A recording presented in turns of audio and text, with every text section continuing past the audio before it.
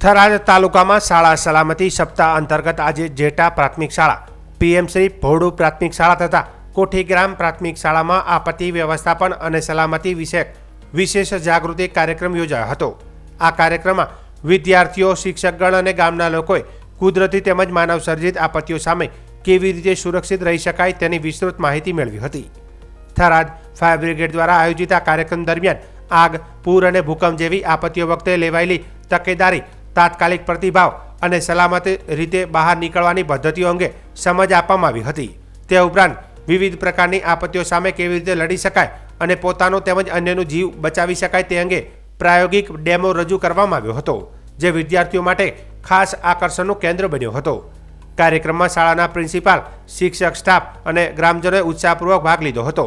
Jetta પ્રાથમિક શાળાના 279, PM Shri ભોડુ પ્રાથમિક શાળાના 568 અને કોઠીગ્રામ પ્રાથમિક શાળાના 203 વિદ્યાર્થીઓ સહિત કુલ 1050 વિદ્યાર્થીઓ અને શાળા પરિવારના સભ્યો આ તાલીમમાં હાજર રહ્યા હતા।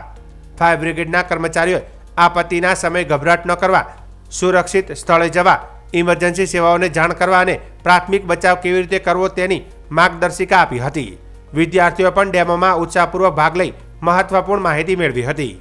કાર્યક્રમના અંતે શાળા પરિવાર દ્વારા થરાદ ફાયર બ્રિગેડના સ્ટાફનું સન્માન કરી તેમનો આભાર વ્યક્ત કરવામાં આવ્યો હતો।